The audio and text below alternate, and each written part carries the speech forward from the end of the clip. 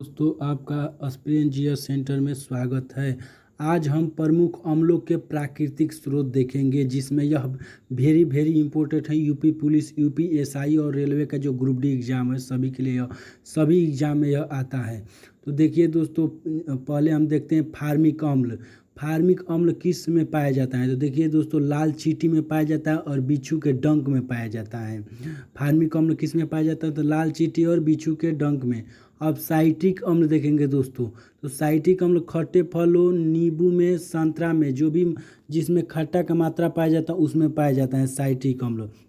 Citric अम्ल नींबू में पाया जाता है दोस्तों, संतरा में, मौसमी में, खट्टे फलों में पाया जाता है। जो भी खट्टा लगता है फल और रसदार फल, उसमें साइट्रिक अम्ल पाया जाता है। उसी तरह हम लोग देखेंगे बेंजोइक अम्ल, जो कि घास में पाया जाता है। घास में पाया जाता है बेंजोइक अम्ल, और पत्ते में भी पाया जाता है बेंजोइक अम्ल दोस्तों।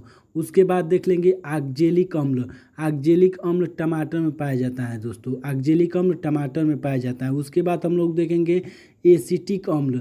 एसिटिक अम्ल देखेंगे दोस्तों, फलों के रसों, सिरका में पाया जाता है। एसिटिक अम्ल देखो दोस्तों किस में पाया जाता है? तो फलों के रसों में पाया जाता है और सिरका में। सिरका फल के रस से ही बनता है दोस्तों, तो इसलिए फल के रसों में पाया जाता है, सिरका में भी पाया जाता है।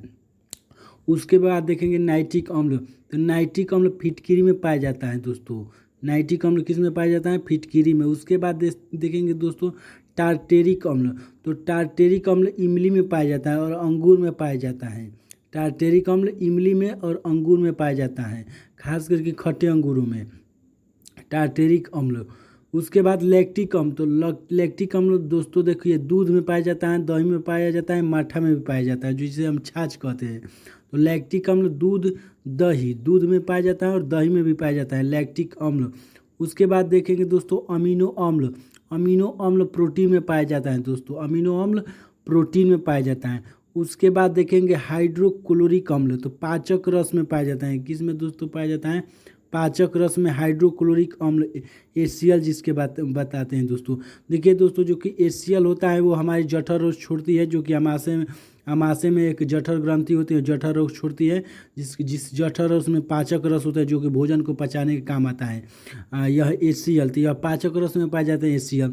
उसके बाद टैनिक अम्ल। टैनिक अम्ल चाय में पाया जाता है दोस्तों। जो चाय हम लोग पीते हैं उसमें टैनिक अम्ल पाया जाता है। क्या पाया जाता है? टैनिक अम्ल।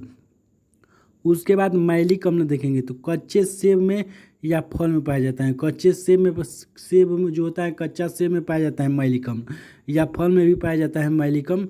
उसके बाद यूरिक अम्ल मूत्र में पाया जाता है। मूत्र, जो कि दोस्तों हम लोग कहते हैं कि यूरिया का मात्रा मिलता है, तो वही यूरिक अम्ल हम लोग के मूत्र में पाया जाता है। उसके बाद दोस्तों यह हमारा प्रमुख अम्लों का प्राकृतिक स्रोत समाप्त होता है दोस्तों। तो इस प्रकार आप लोग का यह समाप्त हो